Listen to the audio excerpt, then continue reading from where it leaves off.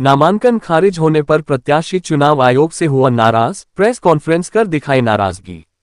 अमेठी जनपद में जय हिंद नेशनल पार्टी के लोकसभा प्रत्याशी विनीत श्रीवास्तव ने अमेठी जिला प्रशासन पर आरोप लगाया है कि बिना किसी वजह से हमारा नामांकन पत्र खारिज कर दिया गया। वहीं विनीत श्रीवास्तव ने शुक्रवार को जनपद के गौरीगंज में प्रेस वार्ता करके ये बताया कि मैं जय हिंद नेशनल पार्टी से जनपद अमेठी से चुनाव लड़ रहा था।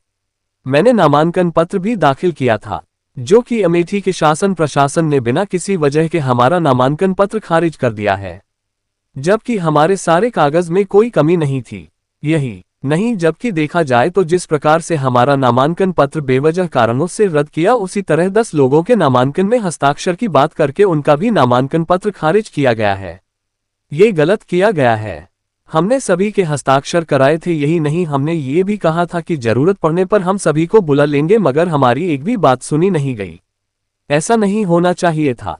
नामांकन पत्र में हमारी पार्टी जय हिंद नेशनल पार्टी, जिसका चुनाव चिन्ह बांसुरी था, हमने नामांकन पत्र में सारी चीज पूर्ण रूप से भर रखी थी, मगर किसी वजह से नामांकन पत्र खारिज कर दिया गया, जिसको लेकर हमने दिल्ली, लखनऊ व अमेठी जिलाधिकारी, पुलिस अधीक्षक को भी इसकी सूचना दी और ये बताया गया कि बेवजह तरीके से हमारा पत्र जो है खारिज कर दिया गया है। ये लोकतंत्र की हत्या है।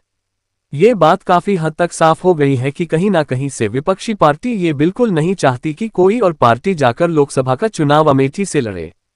हम लोगों से यही अपील करेंगे कि वह जाकर के नोटा पर बटन दबाए। ब्यूरो चीफ सर्विस श्रीवास्तव, युवा मीडिया, अमेठी।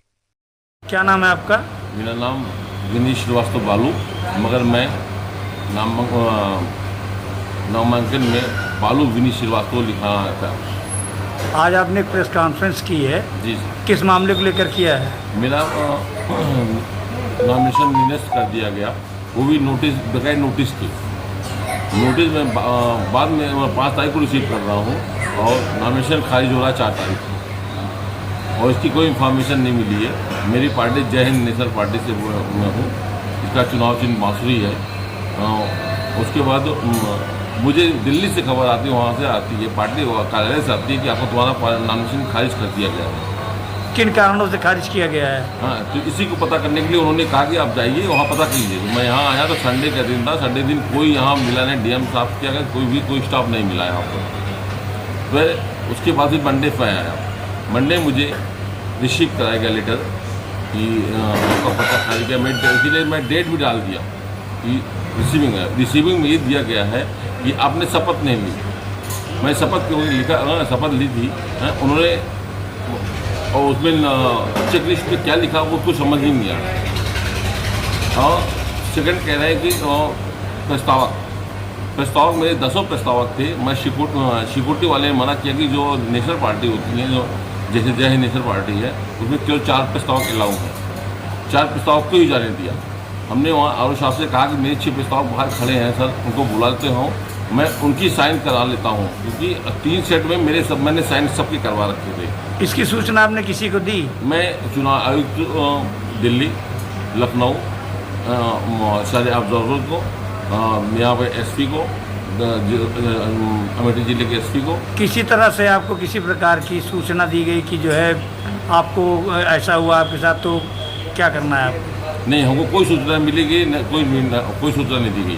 बस ये मैंने अमेठी के वासियों के लिए एक मुद्दा बनाया था, उसके बेस पे हमको लगता है ये रिएक्ट किया गया। मेरा मुद्दा ये था कि अगर मैं सांसद जी बनता हूँ तो अमेठी की जनता को सबसे पहला था कि अगर सरकार एमएसपी नहीं देती है तो मैं अपने सांसद निधि से एमएसपी दूंगा। दूसरा मुद्दा ये रखा था कि जितनी स्कूल हैं, आंगनबाड़ी से लेकर डिग्री कॉलेज तक, सबको इतना आधुनिक बना दिया जाएगा कि प्राइवेट स्कूल में लोग पढ़ाना पसंद नहीं करेंगे जितना कि सरकारी स्कूल में पसंद करेंगे। एक शिक्षा मुक्त हो जाएगी। तीसरा ये था कि सरकारी अस्पताल या जिला अस्पताल में किसी भी व्यक्ति की बीमारी के दौरान मौत होती है तो उसका उसके परिवार को 1 रुपया नहीं देना पड़ेगा। चौथा ये था जितनी भी हमारे अमेठी में बहनें किसी भी जाति की हों, उनकी विवाह में 1 लाख का सहयोग राशि मेरी तरफ से। तो आपको क्या लग रहा है कि ये नामांकन जो आपका रद्द किया गया, क्या ये इसका कारण ये मुद्दे हैं? हाँ, ये मुझे पूरे 100% लगा मुद्दे हैं। क्योंकि मुझे फ़ोन भी आया, धमकी भी आई, मुझे पूछा भी गया, सब कुछ। मुझे नहीं मालूम था कि ऐसा हो सकता है। और मैं भी ये चीज़ मैं कर सकता हूँ। और फिर मैंने अगर एक मुद्दा और रखा था, मैंने कहा था मैं संविदा, बेरोजगारी, पेंशन विहीनता, आउटसोर्सिंग, इसके खिलाफ मैं संसद भवन में डेली आवाज़ उठाऊंगा। और आखिरी मुद्दा ये था, अगर अमेठी की जनता को के चेहरे पे मुस्कुराहट न ला पाया तो मुझसे निकम्मा सांसद कोई नहीं होगा। इसी मुद्दों को सुनकर उनको धमकी भी आई वहाँ से, और उसके बाद उसी दिन जो है उससे पर्चा खारिज किया गया। मुझसे पूछा कि मैंने बता दिया। अब जैसा कि चुनाव के समय नज़दीक आ गए हो, आपका पर्चा खारिज कर दिया गया है, ऐसे में अब आपका अगला कदम क्या होगा? मैं अपील यही कर रहा हूँ कि ये लोकतंत्र की हत्या की जा रही है। उस दिन हम लोगों ने भी तो अनशन पे बैठ गए थे कि, मगर पुलिस प्रशासन ने कहा कि आपकी खबर हम लोगों ने दे दी है, बड़ी रिक्वेस्ट कहा कि अभी, तो हम लोग वहाँ से अनशन से उठ गए कि हम लोग भी नहीं चाहते कि किसी को डिस्टर्बेंस हो, अमेठी वासियों को कोई डिस्टर्ब ना करे, कि सब कुछ नॉर्मली काम होना चाहिए। तब आपका अगला कदम क्या होगा? अगला कदम यही है कि सबको मैं कहूँगा, सब सारे जितने मेरे हैं साथी लोग हैं, सबको कहूँगा नोटा पे बटन दबाएं, नोटा पे दबाएं, कोई पसंद नहीं। पार्टी होगी मेरा सपोर्ट करेगी कि हम ये काम करेंगे तो मैं उसका समर्थन कर दूँगा।